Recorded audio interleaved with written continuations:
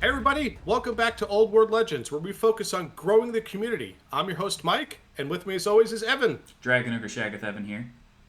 Excellent, excellent. So today we had our most recent RTT over at Comic Quest. We had another 2,000 point event. We had a full 18 players show up. Evan, you want to switch over to some of the cool pictures we took of the event? Yeah, so first we're going to show you some pictures. So here's some goblins fighting over. So there's objectives here. There's Mike. You made these beautiful little markers that are all thematic for each table, right? So these are these little statues, right? And the goblins are fighting the Bretonnians for control of theirs. Three down the middle. I call this mission the border dispute because it's kind of like straight down the border between maybe two different factions, right? So we continue with some round one. This is my army. I was playing the High Elves with my spearmen that I made with all. I'm redoing everything as Trace. I'm repainting my old guys and I'm playing at Skaven. You did very well. Yeah. Yeah. And we've got some Tomb Kings here, and here's again we see these beautiful. These are kind of the vampire count themed objectives down the middle. So this was still round one. And they're playing against the dwarves. We've got the gore, the Beastmen hordes. I think this is a Greg. I asked him how many gore did he bring, and he said he brought 77 gore. Love it. It's amazing. And they're fighting over the lava table. And look, all the objectives are in the lava. I freaking love that. Yeah, so it was a really fun event, and as Evan said, Yeah. not only was it a great turnout, a lot of great players, some new players, some players who've been to a lot of our events, and it get to play in all the awesome terrain that we've been building. But it was also really fun because this was our first go at, and not just kill points. We still did have kill points as part of the game, but also we used objective-based scenarios so that players could score more points all 3 rounds. This is something the community has been asking for a while with our big survey, and something we're very focused on for going forward, certainly for 2025. And this is our first go at our event pack that focused on scenarios. We got some great feedback, learned some things that were working well, some things that can be improved upon. But we'll talk about objectives and scenarios in other videos. Yeah. We definitely want to share with you some of the beautiful armies and cool pictures, and of course, as always, show off some of our awesome terrain we're very proud of. But why don't we talk about the winners, Evan? So what took first place? Right. So if we switch over here to the army lists, we've got. You must be logged in to view this page. That's amazing. All right, now we have the winners in front of us. You can see the battle point scores. So in first place was Jonathan with the Orcs and Goblins. So the Very list exciting. here, That's our first Orc and Goblin winner at one of our yes, events. yes, and mostly goblins. It's kind of funny they call it Orcs and Goblins when you have people who generally play only one or Well, the other. the army roster is called Orcs and Goblins. Jonathan's a great guy, good player. Excited to see him return to some of our events. He's got this fantastic list, but he is definitely a Night Goblin list. He's been refining this for a while, and he did very, very well. So, not only again did he do well with kill points, but also he played a very great game of holding the objective. So, Evan, why don't you take quickly go through the list, and let's talk about what Evan had or Jonathan had. Yeah, so I'm seeing 3 Night Goblin war bosses, and if they go this cheap, I can understand why. So he's got a couple on cave squigs that have trollhide trousers, so they're basically just defensive little brawlers that can go and fight. One that's on foot with the armor meteoric iron. So I mean, if they're that cheap, why not just do that and you just have a pretty decent little melee guy to fight in I the think front the one on rank, right? foot's on his brick of night goblins, and the other Yeah, two are bouncing around on the squigs. Do not underestimate, sir, those cave squigs. Those things hurt because they have killing when blow on their attacks, right? they have all the squigs have killing blows on their attacks, and I believe the giant cave squigs have impact hits as well. And they're all going to be hitting at strength 5, and their squigs hurt. Lots of teeth, very very painful. And only one level 4. That's pretty interesting. And a wand magic one. That's also very interesting. So he wasn't necessarily, just trying to plague a rust you or whatever. He was really going for the actual thematic wand magic, which is if I was playing Orcs Goblins, that's what I would do. And Very we have a big thematic. boss. So I mean, probably just for the BSB needs, right? Yep. So very very minimal investment here on all their different items and stuff. It's just cheap, run them at you, right? So the core units, we've got squig herds. So these squigs have killing blow too, right? So that's I interesting. believe It's a so. kind of an Yep. anti-cavalry tech, I think. All squigs have killing blow. Yep. Ouch. Then we have, Ouch. I don't even know. So there's, yeah, so 70 goblins. So 20, 20, and 30. We got some fanatics. And is everything short bows? Yes, we have short bows on the 2 small units and spears on the big unit. Oh, and he brought netters. Yeah, he I had his love that. He had his big brick in the center that had the netters that I believe had the general in the BSB, but that had the three fanatics because it was the larger brick, so he could take three instead of two. So he'd have that in the center. He'd have all his then his again going for the objectives. He was using his other bricks to go to the alternate objectives, and then the squigs bouncing around and trying to munch anything that got too close. Right.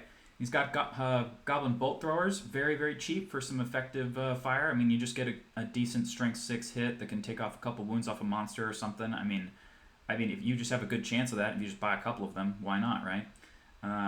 We have squig hopper mobs. These guys just, with the random movement, they can really just threaten lots of stuff, especially skirmishers, things like, shadow warriors and gutter runners. I'm sure you can just be like, hey, you know what? I rolled high. Now you're all gonna die, right? Mm-hmm. Yeah. And then we've got mangler squigs. I kind of feel like I got through this list and I'm like, where was the list? But it's just there's so many units that are all really really cheap and they can do pretty efficient fighting damage for how much they cost, right? That's the list. Yeah. Cost-effective list, right? Especially, and again, he's been using this list or variations of this list for a while, and he usually does pretty well in the kill points too. But it was the kill points plus the added meaningful objective Right. scenario victory points that he was getting from that was able to push his list from scoring lower on the podium or perhaps not on the podium to he was able to put himself in the first place. So congratulations, Jonathan. It was an awesome win. You played the three amazing games and it was a really cool list, and I love how thematic and fun that it is as well. Absolutely. All right, so we move on to second place was Eric, and he was playing Dark Elves today. We finally convinced him to not play High Elves, and he went slightly to the right and chose the Dark Yeah, Elves. slight tangent. Still elf, but still at least different. Yeah. Yeah. Well, I personally rebased 3 of his other armies, so he has no excuse. He's got to get on that with more variety. So anyway, we've got a Dreadlord. So I can tell you, I can close my eyes. I can tell you what he's got. He's got the Dragon Slayer sword, Black Dragon, Sea Dragon cloak. So he's got a nice 2+ armor save versus shooting. Pendant of Caliph gives you probably one of the better cost-effective defensive items in the game because it doesn't do anything weird, but it's just I got a 4-up ward if you have a strength of 5 or higher. So it's almost like your Eric loves that Bretonians. combo. He loves taking the big dragon character that's as defensive as he can make it, but then give it the dragon slaying sword, and he's going around hunting monsters with it. It's a very effective combo. Yeah, I know he monster slayed 2 black dragons in 1 round and a couple mangler. No, in round 2 he played dwarves where he just put a column of crystal in front of a unit of rangers that had scouted behind him. So that unit of rangers just did nothing all game because they were just sitting behind a column and hey, couldn't go anywhere. Yep. So it's got a sorceress, right? Got to have the level 4. So guess what? Went with illusion. Yeah. So guess what? What's illusion's biggest weakness? Casting range. Guess what Dark Elves can do? Make their spells have 12-inch further range. Mm-hmm. Yeah. With So focus how many familiars did he bring? Just he brought 3. 3 focus familiar. Yeah. So that's a fun little trick, and he used that very well. And it was great. Yeah. So when you have a dragon, so often people play Dark Elves as double dragon, but with our latest Legacy Errata changes, we are playing with the Manticore, the rider, giving you like toughness 5, so it gives you +2 instead of +1. So the High Elf Beastmaster on a Manticore is a very cheap, toughness 5 brawly character. Pretty much his only downside. A dark elf Beastmaster on a Manticore. Yes, a Dark Elf Beastmaster on a Manticore, as opposed to like the Chaos Manticore. It does have pretty much the same stat line in the sense that you're going to be toughness 5. If you wrote it with, for example, the Chaos Lord, and he pretty much just puts Talisman of Protection on this because the Beastmaster can actually goad the Manticore into getting D3 extra attacks. So the Manticore actually just shreds everything. As long as it's not like another ridden monster, this guy just does way more than his cost value.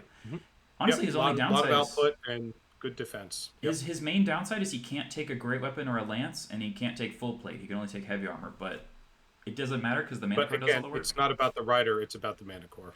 Exactly. Yeah. So Illusion, one of the best spellers in the game, buffed by having focus familiars. Manticore, very cheap and effective, and Black Dragon can go fight the big scary stuff. Then his core, he's got repeater crossbows. He told me these were bait.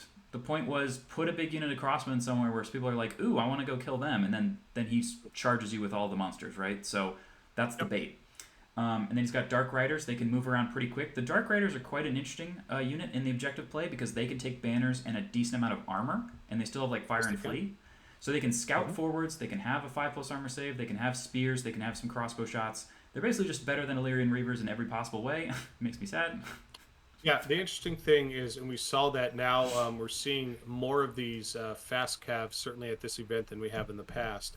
And they're very, very effective at stealing the objectives because players, again, have not adapted to the new objective-based meta or lists. And so most of the opponents were not bringing enough small arms fire. Again, ballistic skill weapons versus the big brick of infantry or the 2+ armor save Chaos Knights are not very effective, but they are very effective killing 5 fast cavalry or bringing again wizards with enough magic missiles and putting them in positions where you're trying to use the wizard to take out the chaff of the fast cavalry versus trying to plunk some wounds off of something bigger. So again, right now I think we saw huge effectiveness this weekend with fast cavalry and players using it to their advantage with the objective-based meta, and the rest of the room has not caught up yet to that shift in strategy. So he also brought the Cold One Knights. You can put Banner of Harganeth on them to give them an extra AP on their attacks, which is really, really good at making the Cold Ones themselves a big threat. Because now each of them puts Oh out the yeah. 2 Strength 4 AP 1 attacks instead of AP 0. Really helps you grind people, especially when you charge, they fall back or whatever, and then you just follow up and you don't get your lance anymore. Well, now the Cold Ones are going to do all the work. So great unit. Stupidity isn't much of a problem if you have a Leadership 10 general. So Hmm. why not? And then he's got Yep. Tunes to Shades that he described to me after the day as being useless.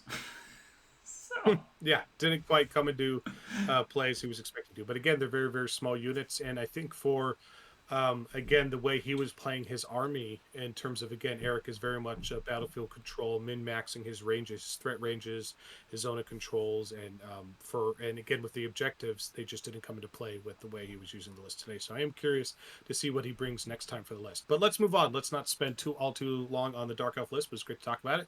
And then in third place, we had Garrett. Yes? yes, so Garrett was playing Bretonia. He's also an ogre player. Last time I saw him at the event, we were playing ogres against each other. He Hmm. brought so this is Grand Army then. So he's got the Duke. Um, Ogre Blade. I mean, you can just recite this without looking at it too, right? The best Duke build is Royal Pegasus, Ogre Blade, Serena's Locket, Virtue of Knightly Temper. So you just Yep, get very D3 powerful extra combo. attacks and hatred when you charge with an Ogre Blade. That's a lot of damage, and you're just hoping to Yep. basically kill something before it kills you. Now, the last couple times a Duke or a Baron has charged my dragon, he goes into me and doesn't do anything, and then I squat him in one turn. I don't know why. I've just gotten lucky. Um, but It's still a dice game at the end of the day. yes, but very good and very good for 400 points. You know, every dragon in the Hmm. game costs more than that. Hmm. So the Banner of Shalans has been showing up more and more recently, and I think that it's very, very good tech because stand and shoot can often be from a very large unit with poison, or if you have Plague of Rust on you. And so just saying no, you don't get to stand and shoot me at all, that's huge, and I think it's definitely worth the 25 points. So we Yeah. see that here on the Royal Pegasus, and he's got a Grommel Great Helm to help keep the Paladin alive as well. And then we've got a Hmm. Baron. This one's interesting. So we have a Hippogriff Baron, and he didn't bring any wizards at all. Nope. He went. He Wow. went without magic, I believe, at this event. First time. Yep.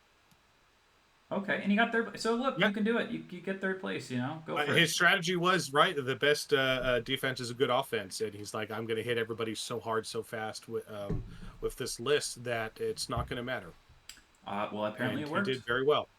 Well, Yes, you got a very well. Hippogriff, another Gauntlets of the Duel. You know, so a Baron on a Hippogriff, we've seen this a lot actually because the Baron by himself, if he rides a Royal Pegasus, for example, is only 4 wounds. That is very Hmm. killable.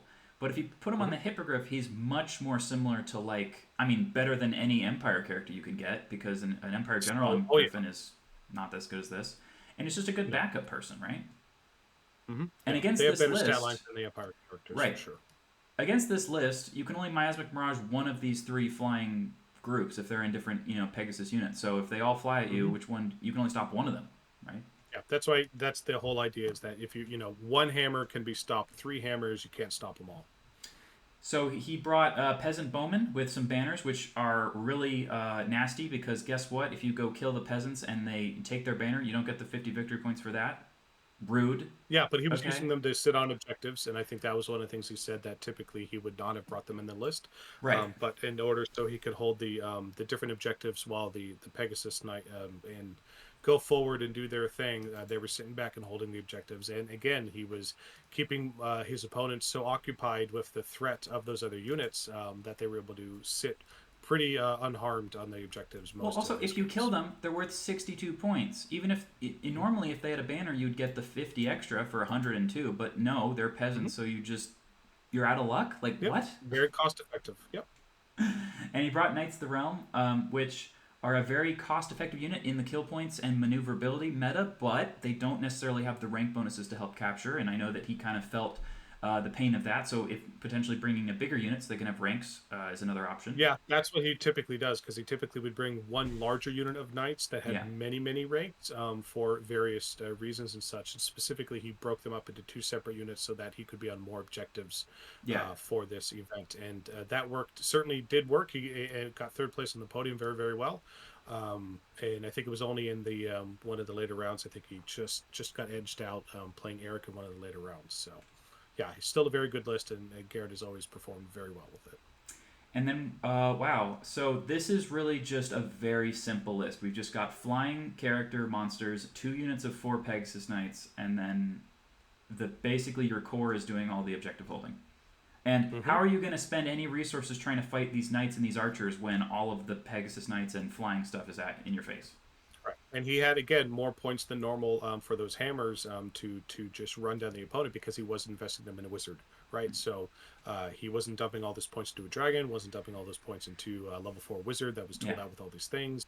The strategy was what are the 4 core units that would sit on objectives, and then what are the 3 main just super deadly hammers that he's just going to throw at you and hopefully chase you off the board long enough and or beat enough of the core units into submission because it's still Pegasus Knights are still very powerful. Dukes and Bretonian lists are still very powerful. yeah, There are definitely a lot of I'd say uh, more veteran players, more meta players, absolutely have counters to this in their lists and armies right now, as you can see. So Garrett ran into one of those with Eric's list and such. But I'd say more the casual event goer doesn't necessarily have solutions to that at this point in time. But they're not bringing the solutions, right? Because they just yeah. don't have enough games under their belt in order to know how to Well, counter and this. But again, it's becoming more and more familiar.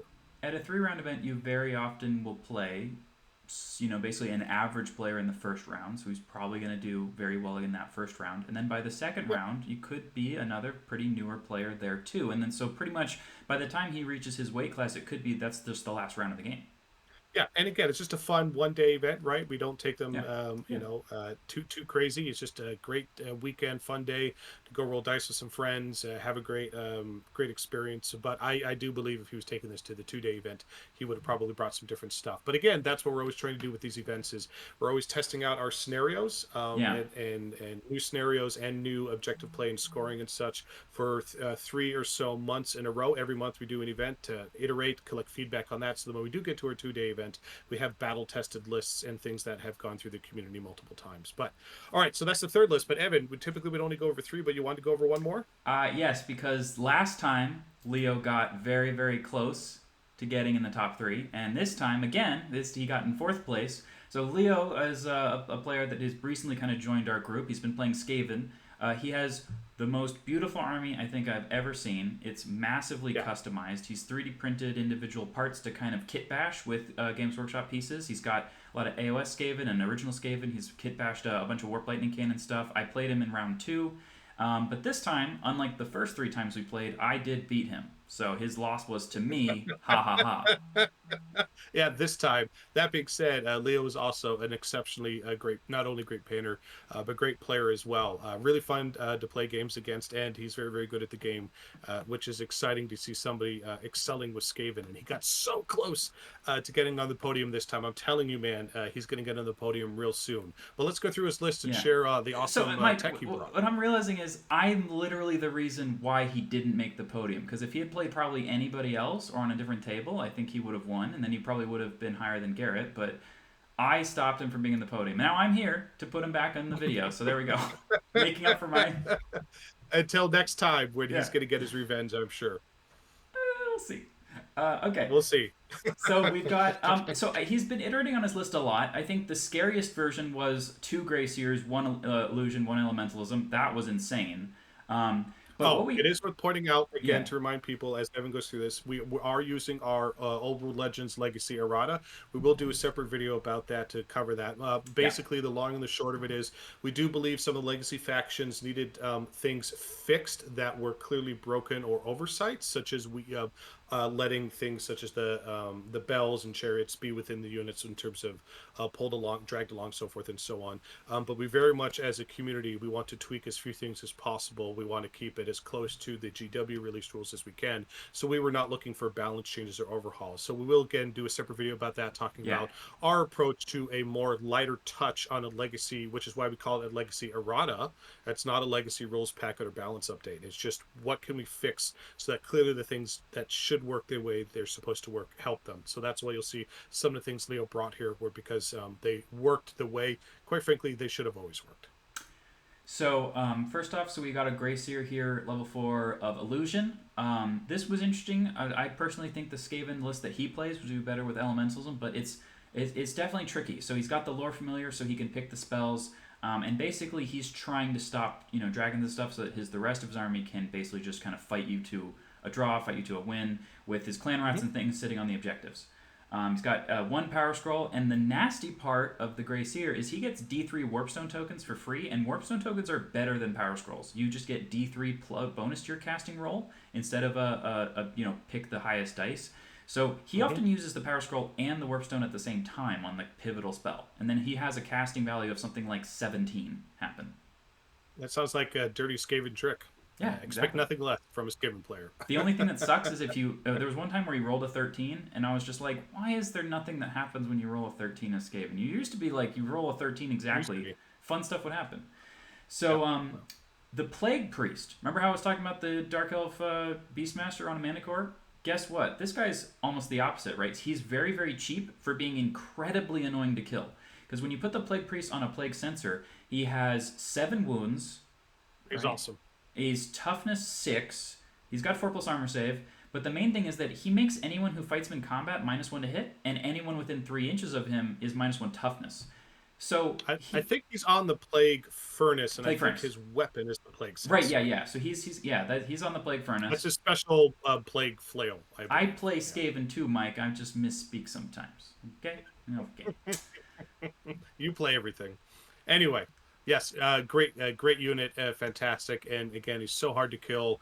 I love seeing these on the table. Yeah. They're so thematic. His models are just gorgeous. He converted up this beautiful Plague Furnace. It's so cool looking, and such. So Right. yeah, very with -1 toughness, and it feels like they have And so he's many weapon skill special. 5, so if he just hits anything in the game that's not weapon skill 6 or higher, they have to hit him on 5s, and then they're also lower toughness. And he has 3 Plague Monk Riders who have 2 attacks each with Frenzy and Poison, so he gets 9 extra poison swings at you when you have lower toughness. So they're strength 3, but they're poison and you have lower toughness. So the little guys jabbing you actually does a lot, and you're like, You roll enough dice. yeah. So he's also got a really cheap BSB in here. You pretty much need this, and the BSB brings the Banner of Scurrying. This gives the unit Swift Stride, so he can put that in a unit to give them a much bigger charge threat, and it still applies to the Plague Priest when he joins the unit that has. So then you got a whole big Swift Stride thing. And he's got a nice little Warplug Engineer here as basically just an item caddy bringing a Ruby Ring. So he's got another, it's basically the same as if you had a level 2 wizard with Battle Magic and a Lore Familiar, but it costs half as much. So why not? Good combo. All right, so in core, we've got the 21 Plague Monks. Basically, these guys are here to drag the Plague Priest around, and then the BSB joins that and gives them Swift Stride. So this charges forward and tanks or beats any kind of infantry unit it can fight. And with Swift Stride, it has a much longer charge range, so they generally get the charge. This is only weak to a dragon or something like that. That's what you have to throw into it. And again, the Plague Monks are in core because of our errata, which we'll cover in a separate video. Yeah. And then he can bring 4 incredibly cheap units of clan rats, and the reason why he's bringing these with standards is because each one of these has a control power for the objectives of 4, because they have Horde and the ranks. So as long as they get their rank bonus, and somebody doesn't cast Tempest nearby to take it away, they then have a very competitive scoring ability, and 85 points, even if these guys were like 5 War Dogs, that's pretty cheap for just a throwaway unit that sits there. The only thing that I argue with him about every time we play is that I think he should buy the Claw Leader to give them the leadership and a champion for like 7 points, but he's like, nah. Okay, and then basically his list is just that Plague Monk Brick, the Wizard, and then Gutter Runners. He has 3 units of Gutter Runners. He No, split them up. there's more than that too. Yeah. Oh, and the 2 cannons. But that's it. So so in other words, he has a bunch of almost worthless units to throw in your face. When in the meantime he shoots you with a bunch of stuff, and then Or hold objectives. yeah, Yeah. or hold the objectives, and then shoot you. Because Hmm. Gutter Runners are essentially elves. They're like high initiative. They have Hmm. poison. He brought 500 points of Wood Elf allies to his list. But these guys are better because they fire 2 poison shots each. So Yep. they're honestly, I think they're kind of busted. It's the only thing propping Skaven up because these guys are insane. No, And then definitely we've not got busted. But yeah, once Skaven start getting first place at a GT 2-day events, then we can say they're busted. But they are very, very good. And yes, that's certainly the strategy of right.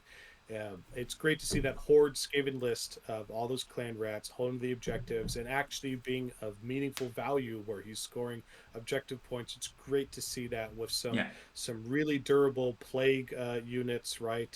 Some great spells to support it while he's doing what he can to slow the enemy down and to shoot them with poison and to blast them, and then of course with the warp lightning cannons at the end as well. Yeah, and we've eroded the Warp Lightning Cannon to do D3 damage. So pretty much that makes them go from totally worthless to being pretty interesting, and they're very similar to like a dwarf cannon. The main thing that's really really different is the way you can target. So you can shoot into close combat with them because of the draw line, but oftentimes you'll try to shoot somebody and you just roll the dice for the distance and it doesn't make it far enough. So you don't have problems Mm-hmm. like that with regular cannons, but it's very interesting.